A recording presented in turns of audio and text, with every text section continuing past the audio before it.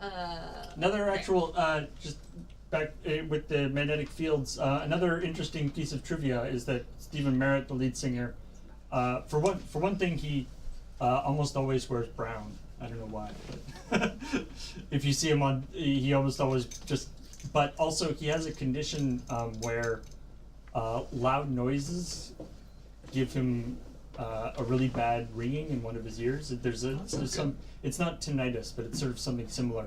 And so you'll see if you see a live performance, when he finishes a song, he'll like cover one of his ears. Oh, when clapping. people are clapping and stuff. Interesting. I guess he can't just like jam an earplug in there because he doesn't need to hear properly. But he has a wonderful, I think it's called like an untrained, like baritone voice. That is, it has this very sort of almost lazy sound to it. Sort of, but that I really love. So I highly recommend their stuff. What are your favorite bands, Paul? Since you have such good taste in music. I mean, I'm not a huge music guy.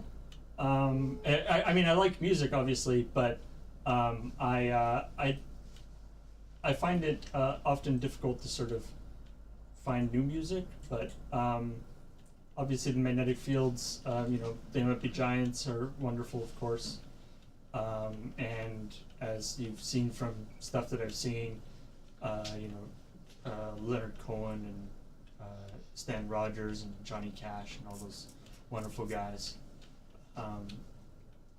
In terms of, I wonder if you'd like Nick Cave.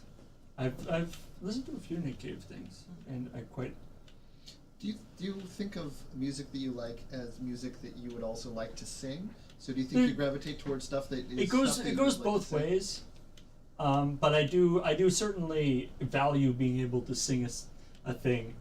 Of course there's lots of songs that I like that I can't sing, either because they're too complicated, or because they're nowhere near my range, or because they're songs that just don't work to sing like a cappella to myself. That they need the accompaniment, or they don't really work. Like the song I always think of, which is obviously an amazing song, is like like Under Pressure. Which is like one of the greatest songs ever. Yeah. But you basically can't sing it without it's, if you actually listen to it, like, and it didn't have the music going along with it, it goes all over the place. Like, it's a crazy song in terms of it jumps keys and jumps different. It doesn't have it has very little like sort of structure to it. It's amazing. And I think that the best Beatles songs have that as well, where they're not actually some of them. Like, some Beatles songs are obviously great to sing a cappella, but like some of the great Beatles songs are great because of how complex and weird they are, and that they lose a lot just by the vocals of them. We have a challenge in here as well, because we're talking about music. Paul, can you recommend specifically sea shanty albums? Because do those fall into your favorite bands as well? Yeah. Or? So I mean, sea shanty. So there's the one that I would highly recommend is there's a group called let me get it. Hope I get this right. The Fishermen's Friends of Newcastle. I believe it's Newcastle. I should double check that before I do it. That they're a group of. Newcastle's a very maritime town. Yeah, they're a group of 12. I think it's 12 guys who are actually legitimately. A bunch of them are actually like fishermen and things. There's actually a neat documentary about them, where they're talking about as they get more famous, they were having problems because they just wanted to be like, they're like, I have a job. Like, dude, they were just singing as a group for themselves and for their group, for their town and all this stuff. But in particular, their first album, which is called Suck 'em at Sea, which I gather is a nautical term. I mean, I'll believe you. Is particularly Oh, Point Isaac. Sorry, that's Okay. that's right. For some reason I always say Newcastle, but no, you're right. Fisherman's Friends, Point Isaac. Yes. I believe they're called the Fisherman's Friends of Point Isaac because there are probably other groups that call Fisherman's themselves the Fisherman's Friends. But yeah, Suck 'em at Sea. There's also those lozenges that Ian's quite fond of. Yes. They're awful. But you want to. Ian loves them. Why I like their first album, why their first album in particular, is that their later albums, while I mean they're still very good, they are done with accompaniment. So and they have like a fiddle or piano or various accompaniments, and they're nice.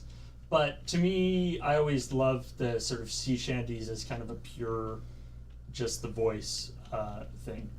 And so I love I asked for it for Christmas a few years ago, or for my birthday or something. My parents got it for me, but it's wonderful the process, at least at the time, the process to actually get this. They have albums that are just on like Amazon, but their first album, you actually just like send you like send, it's like PayPal or whatever, and then there's like just a person in Point Isaac that sends it. It's Wow, just they like, send you like a CD it's just that like they their burnt? family, yeah. It's like you clip out something from the back of a magazine and send them like $5.95 in a self-addressed envelope. Yeah. Hope you can see that and sometime. So yeah, that's an album that I would highly recommend. It's got sort of a lot of the sort of, it's got a good chunk of like the, what I would call kind of the standards. It's got Bully in the Alley and